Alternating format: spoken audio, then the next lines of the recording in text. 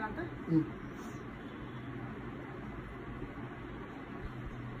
మా మదర్కి కొంచెం హెల్త్ ప్రాబ్లం వచ్చిందండి. ప్లేట్లెట్స్ పడిపోయాయి డాక్టర్ చెప్పారు. మీకు బాగా మోషన్స్ వామిటింగ్స్ అవుతుంటే హాస్పిటల్ అడ్మిట్ చేశాము. తర్వాత ఒంటి మీద అంతా మచ్చలు వచ్చేసరికి డాక్టర్కి డౌట్ వచ్చి బ్లడ్ టెస్ట్ చేశారు. చేసి ప్లేట్లెట్స్ పడిపోయాయి, కొంచెం సీరియస్గా ఉంది, వేరే హాస్పిటల్కి షిఫ్ట్ చేయాలి అన్నారు. అని రాత్రి midnight 11 o'clock అట్లా టెస్ట్ చేశారండి. అప్పుడు మనకి ప్లేట్లెట్స్ కౌంట్ 9,000 ఉండింది. డాక్టర్స్ కొంచెం క్రిటికల్ పొజిషన్లో ఉంది, కొంచెం ఏజ్డ్ కదా అని చెప్పారు. ప్లేట్లెట్స్ అవి ఎక్కించాలని అన్నారండి. ఆ టైంలో 9,000 ఉన్నాయి ఆమెకి. తర్వాత 11 నుంచి నైట్ 11 నుంచి తెల్లవారుజాము 4 వరకు ఆమెకి ప్లేట్లెట్స్ ఏవి మ్యాచ్ అవ్వలేదు. ఇంకా ఆమంతా హెల్త్ అంతా డిగ్రేడ్ అయిపోతూ ఉంది.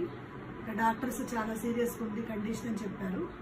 నెక్స్ట్ డే మార్నింగ్ నేను 6 o'clock అట్లా హాస్పిటల్కి వెళ్ళి ఐసీలో ఉన్నప్పుడు డాక్టర్స్కి తెలవకుండా నేను పల్స్ ఇచ్చాను 30 ml.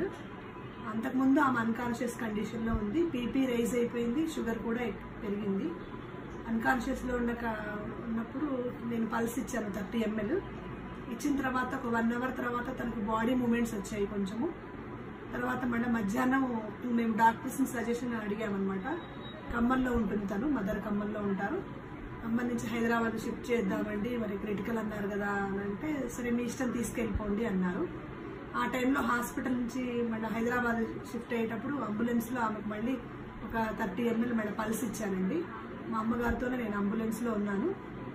మళ్ళీ దిగిపోయి మళ్ళీ హాస్పిటల్ యశోదాలో సోమాజిగూడ యశోదాలో జాయిన్ చేసేటప్పటికి మళ్ళీ ఈవినింగ్ 6 o'clock అయింది. అప్పుడు మళ్ళీ హాస్పిటల్లో అడ్మిట్ చేసే ముందు మళ్ళీ ఒక 30 ml ఆమెకు పల్స్ ఇచ్చాను.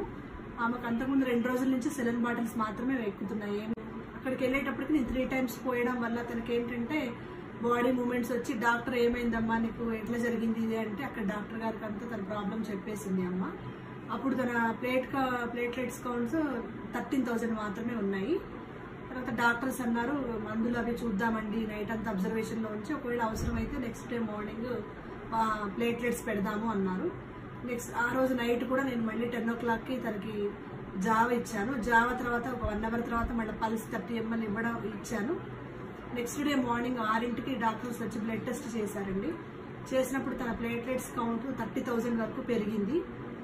డాక్టర్స్ ఒక 3-4 days అబ్జర్వేషన్లో పెట్టి తనకి అప్పుడు డిశ్చార్జ్ చేస్తామని చెప్పారు. నేను ఇంకా 3 days మా మదర్తోనే అక్కడ హాస్పిటల్లో ఉండిపోయాను. మధ్యాహ్నం నైట్ అట్లా 30 ml ఇచ్చాను. 2 రోజుల తర్వాత మళ్ళీ టెస్ట్ చేశారు, అది 60,000కి వెళ్ళింది.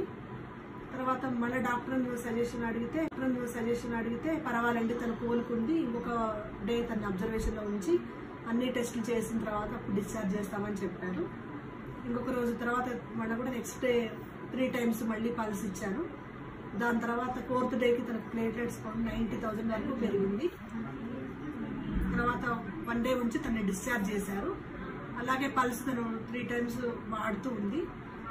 వాడడం వల్ల ఒక 15 రోజుల తర్వాత మళ్ళీ టెస్ట్ చేశారు డాక్టర్స్.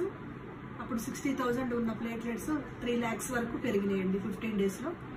తనకి షుగర్ ప్రాబ్లం తగ్గిపోయింది, కంప్లీట్గా షుగర్ టెస్ట్లో నిల్లొచ్చింది. బీపీ కూడా ఏమీ లేదు, ఇప్పుడు పర్ఫెక్ట్లీ ఆల్ రైట్ అండి. తను చక్కగా మామూలుగా అందరిలాగే అన్నం తింటుంది, తన పని తను చేసుకోగలుగుతుంది. 15-20 daysలో చాలా మిరాకిల్ అండి. అది పల్స్ని బాగా నమ్ముతున్నాము.